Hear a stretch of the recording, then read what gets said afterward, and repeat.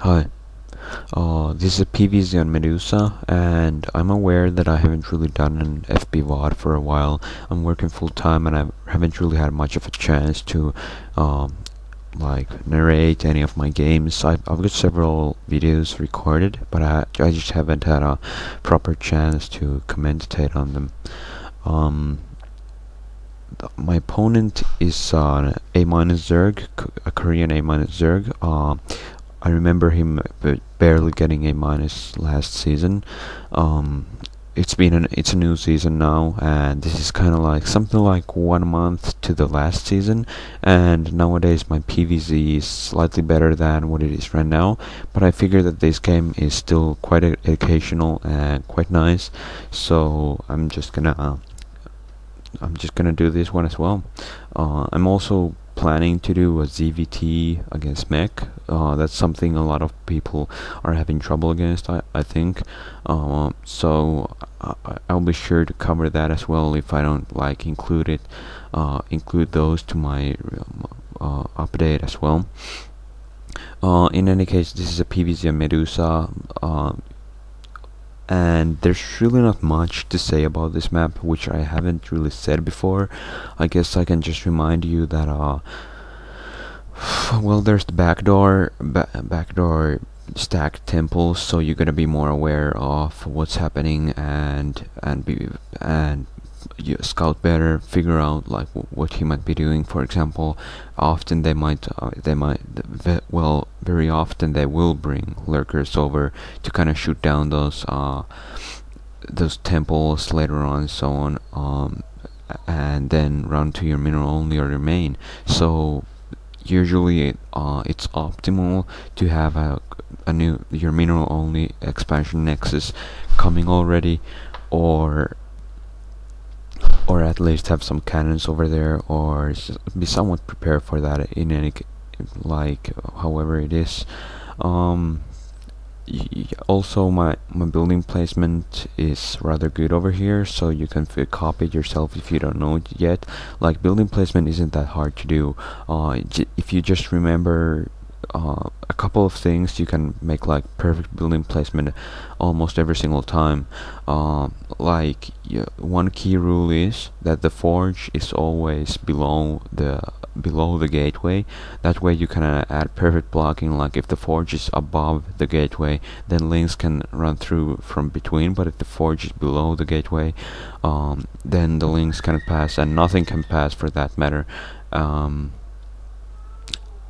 And try to fit it in so that the links have as hard time passing through as simply possible. You can kind of see when you place the forge or so from the terrain if there are no gaps. If you think that it has even a slightest bit of gap, then usually a link can pass through, but if it doesn't, then yeah, whatever. In any case, as you can notice, I sent a second probe to scout even before my first probe had died, or just after it had died. The thing about this is, if I know everything or many key things what the Zerg is doing, then I need so little money and I can prepare perfectly for everything he might come up with. And the key is that I send my probe to the middle of the map, and it's in the middle of that map during the time when his links are at my choke or so. Like the key is that his links kinda are already at my choke, and my probe just is already past those links, and I have freedom to go through his bases and figure out exactly what he's doing.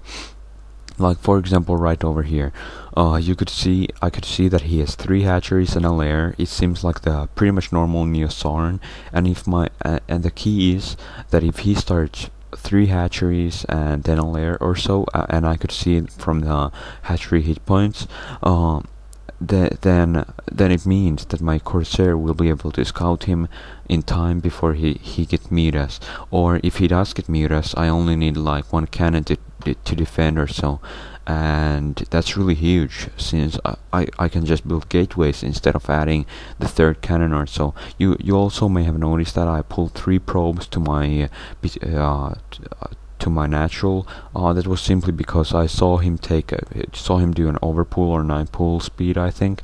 So I just wanted to be sure that I'm not in danger if he tries to do some kind of a run by. And basically, if I don't pull any probes, then he might just run by with some links, and I don't really want that. So I brought a couple of probes over there just to stop any run by attempts or so. This is really necessary. Also, I started Stargate at this point. Like that's pretty much what happens in almost every single PvZ or so. Sorry about the lag, by the way, but like a Stargate, making a Stargate is simply so much safer that it's usually like it's almost like you have to do it no matter what. Like you scout everything your opponent is doing, you know about his expansions, you counter Mutalisks and Neosaur really easily with that, and like yeah, you know exactly what's happening, you make enough defense always and such, and it just works out so much easier if you make a Stargate first. I also noticed his spire timing. He just started his spire about this time or so, so there really isn't a problem. If his spire is only at this point, I can just pretty much make my Corsair without any worries. I'm not in a hurry to cannon up or anything. Like the ideal timing is that you start your cannons about the same time as his spire is about finished or so, and then or almost finished, and then your cannons will be up on time when his meters arrive or so. And that really is like much better, since the later you make the cannons, this applies to like 3 or 2 at Hydra as well, but the later you make the cannons, the bigger the advantage will be what you have. Also, one key thing is building placement. I mentioned this before, but it's just so huge that I gotta mention it again.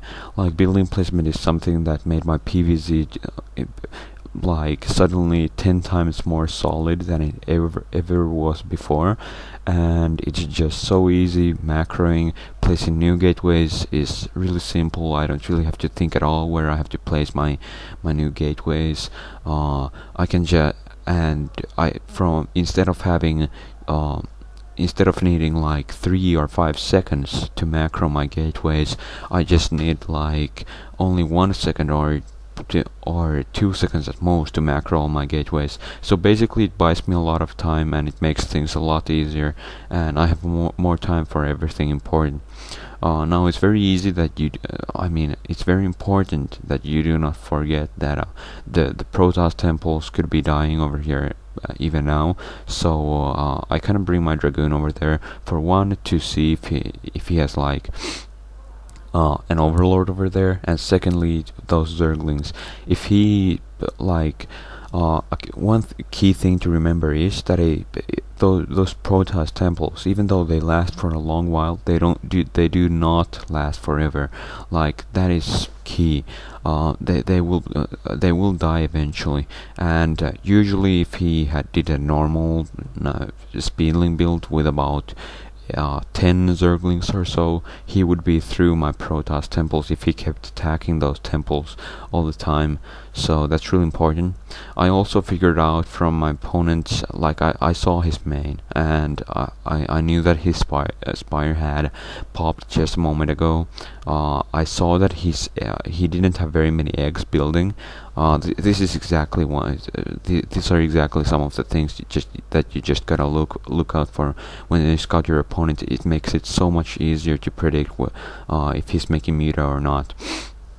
I saw that he didn't have 2 or even 3 eggs coming at his main, and secondly, I also saw that